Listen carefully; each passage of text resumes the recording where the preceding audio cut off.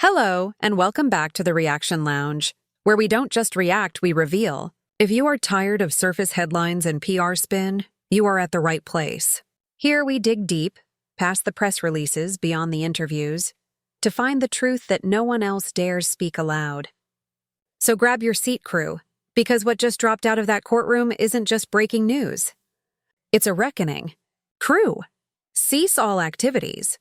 Because everything that just came out of that courtroom has just changed everything.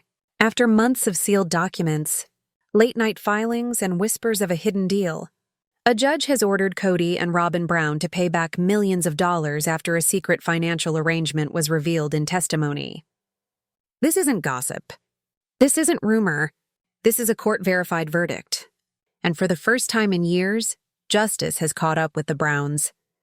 You could feel the air leave the room at just after 9 a.m. when the ruling was read aloud. Christine and Janelle sat quietly beside their attorney, calm, collected, almost serene, as though they already knew what was about to happen. Kody, on the other hand, was fuming. His jaw locked, his eyes darting toward Robyn, who sat pale, clutching a folded tissue in her hand.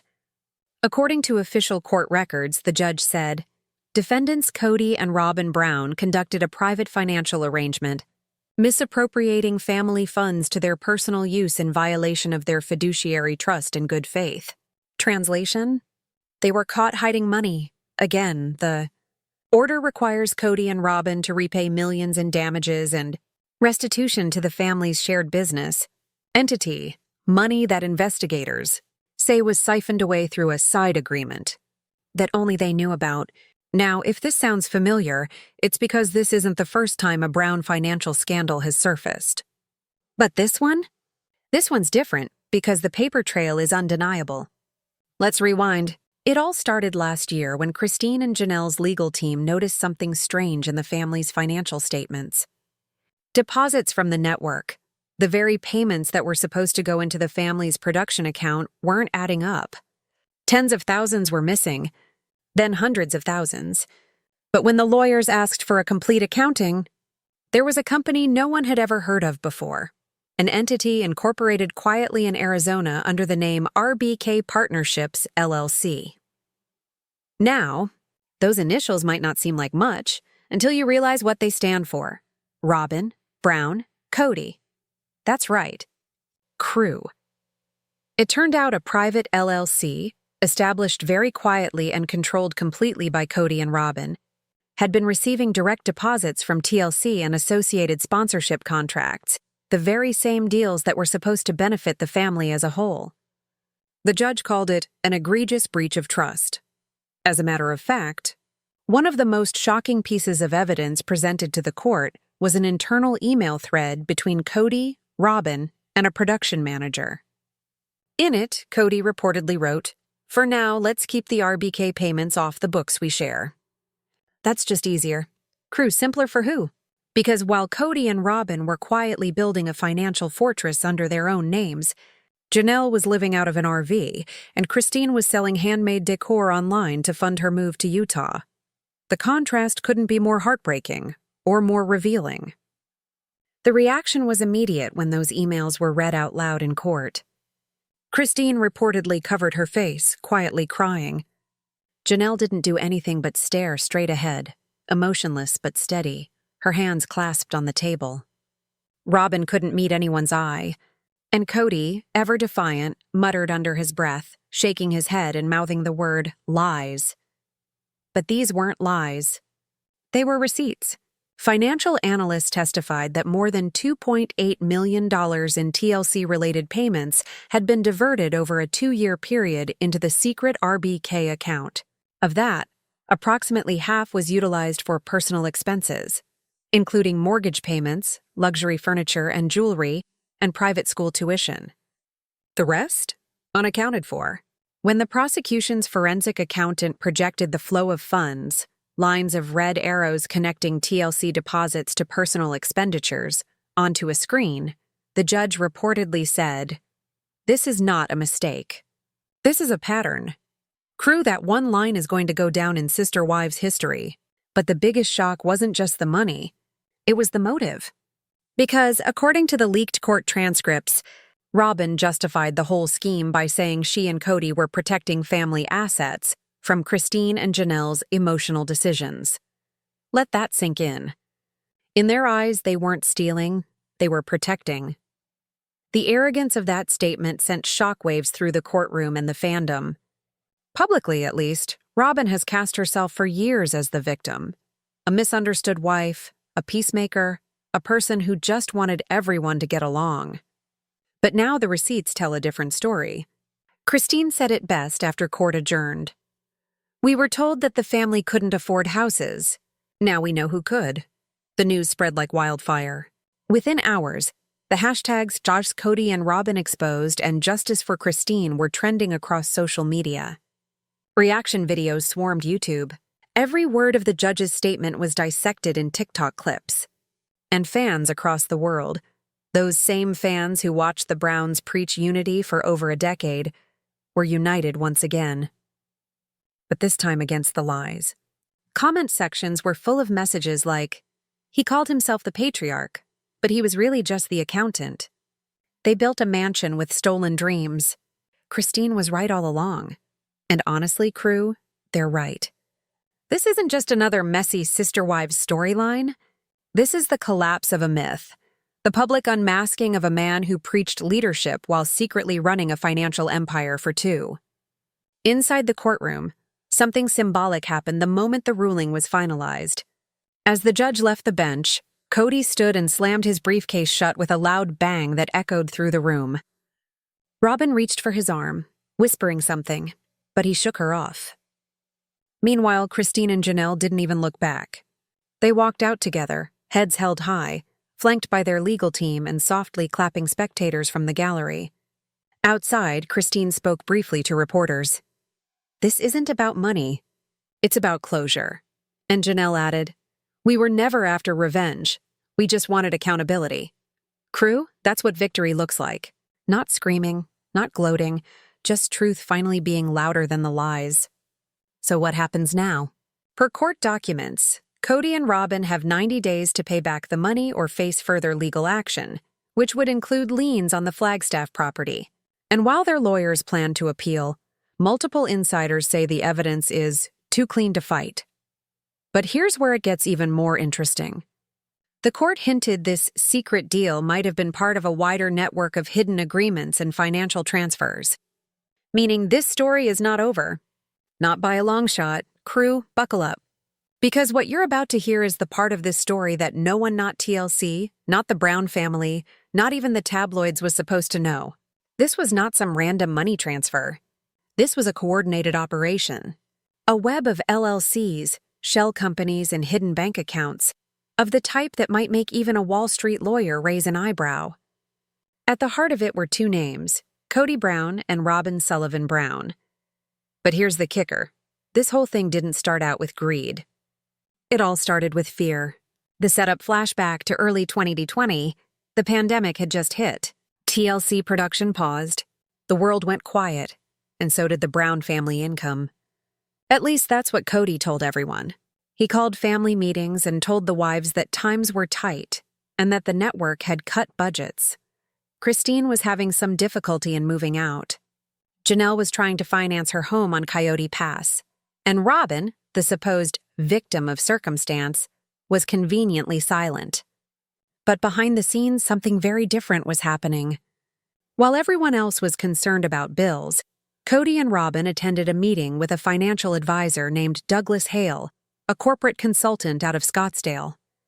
Court records show he helped them create a limited liability company, the same one that would eventually become RBK Partnerships LLC.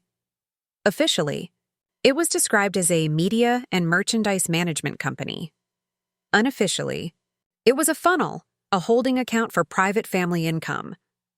Crew, let's decode that. Quite simply, money that was to be shared and wasn't. The blueprint of betrayal. According to bank statements later revealed in court, here's how it worked. TLC's payments for the Sister Wives series were directed to the family's main production account, Brown Family Entertainment LLC. With that, Kody was in the position and had login credentials to divvy up the money among the family members. But instead, a share of those payments, sometimes 15%, sometimes 25%, was diverted into the new RBK Partnerships account. How did he do it? By labeling them operational fees. When Christine asked about the missing funds during a family budgeting meeting, Kody told her it was for equipment upgrades. When Janelle asked, he said it was tax planning.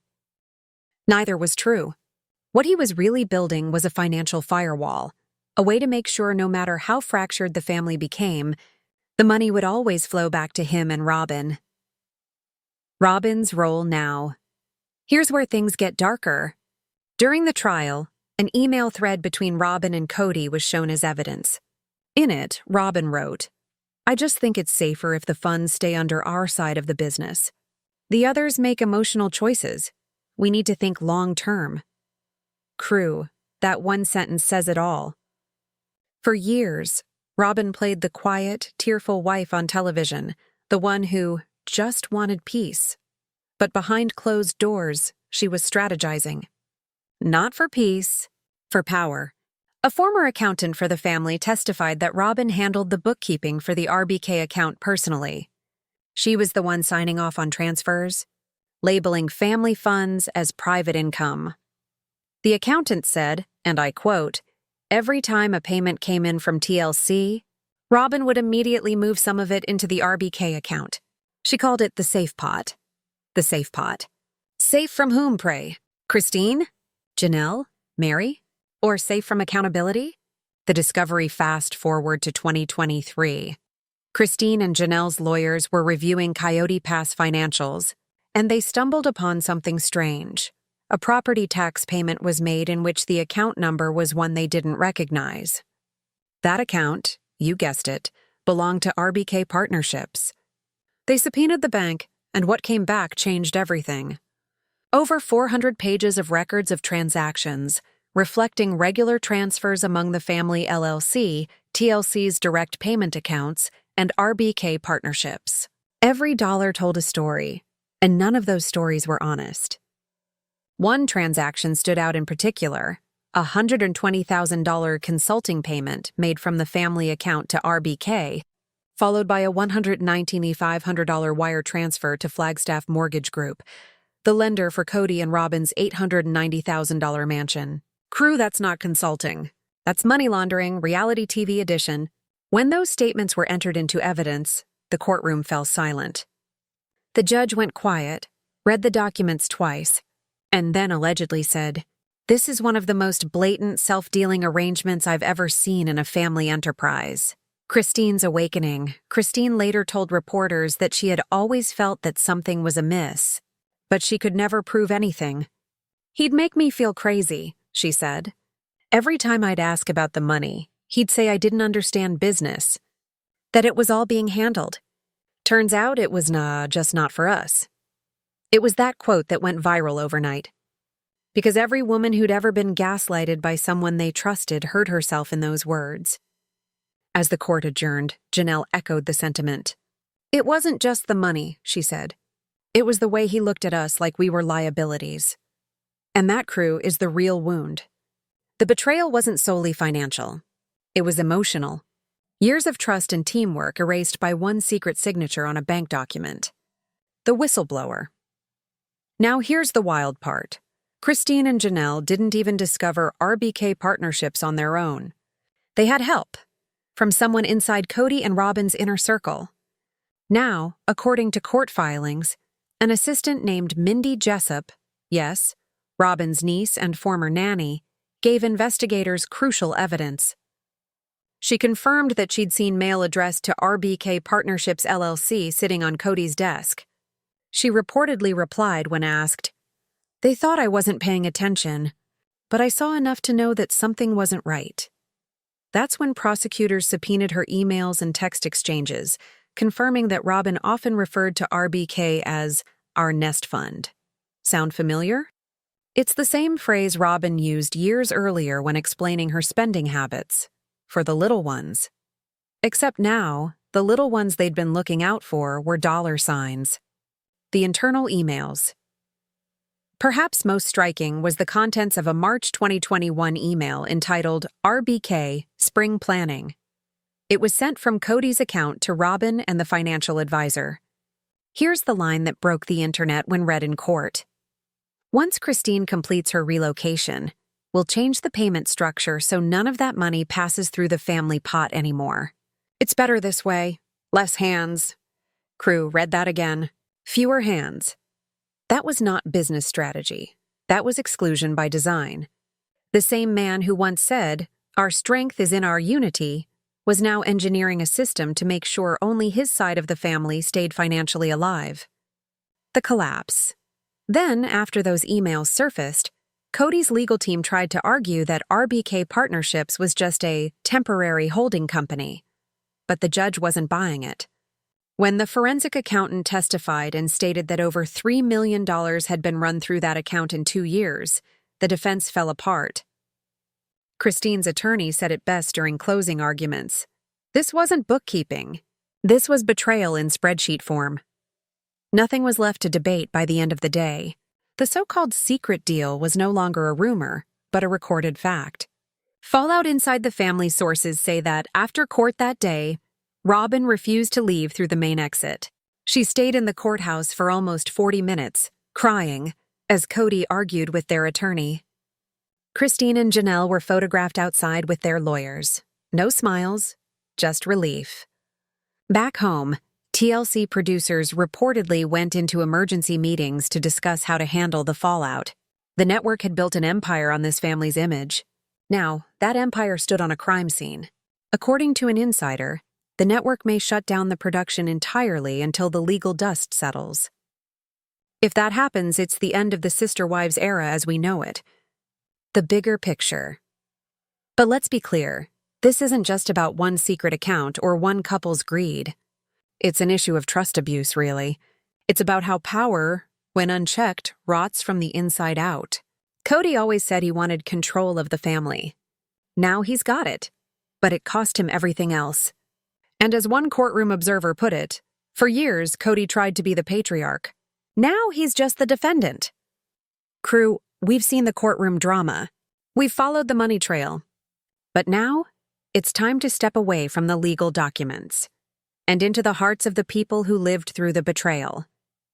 Because before there was a lawsuit, before there was a judge's ruling, there was pain, deep, personal, suffocating pain, the kind that doesn't show up on a balance sheet but leaves scars all the same. The breaking point for Christine, it started as a feeling, a quiet voice that said, "Something isn't right." She spoke about it in the private interview after the verdict, eyes red but her voice steady. I'd ask him where the money was going and he'd sigh. He'd say, "You don't understand how business works, Christine. You just have to trust me." And I did. For too long, I did. That one sentence, "I trusted him too long," could break anyone's heart. Christine believed in the dream for years. One family, one vision, one pool of resources. Behind that dream was a man, however, who kept rewriting the rules whenever trust got too close to truth. The confrontation that changed it all. Let's go back to fall 2021. Filming for Sister Wives had just wrapped for the season. Christine was planning to relocate to Utah. Janelle was struggling to keep her RV livable in the Arizona cold. One night, Christine called Janelle in tears. The network had sent an invoice, and the numbers didn't match what Kody told them. "He said TLC cut our pay," she said, her voice cracking. "But this invoice says otherwise." That was the first time they both realized they were being lied to. Janelle, ever practical, tried to give him the benefit of the doubt. It could have been some sort of clerical mistake, she said. Maybe the network processed payments differently. But Christine had that look, the look of someone who's done believing in coincidences. "It's not an error," she said. "It's a pattern." That one word pattern would prove to be the thread that unraveled all. Robyn's silence. When Christine and Janelle approached Kody about the missing money, Robyn kept quiet.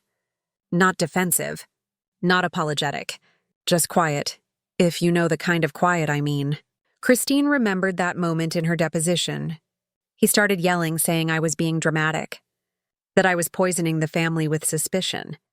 And Robyn just sat there nodding. Not one word. Just this calm, cold agreement. That was the moment Christine knew the family wasn't just broken, it was rigged. Janelle's realization for Janelle, the truth hit different. She'd always been the numbers person, the one who handled the budgets, the property taxes, the logistics of their so-called Coyote Pass dream. But when she finally saw the RBK account transfers with her own eyes, something inside of her snapped. "I wasn't even angry at first," she said. "I was embarrassed. I'd defended him. I'd told people, he's just bad with paperwork." But he wasn't bad with it. He was weaponizing it. That, crew, is what betrayal does. It doesn't just hurt, it humiliates. Because when you fully trust a person, their lies don't just break your heart. They make you question your own sanity.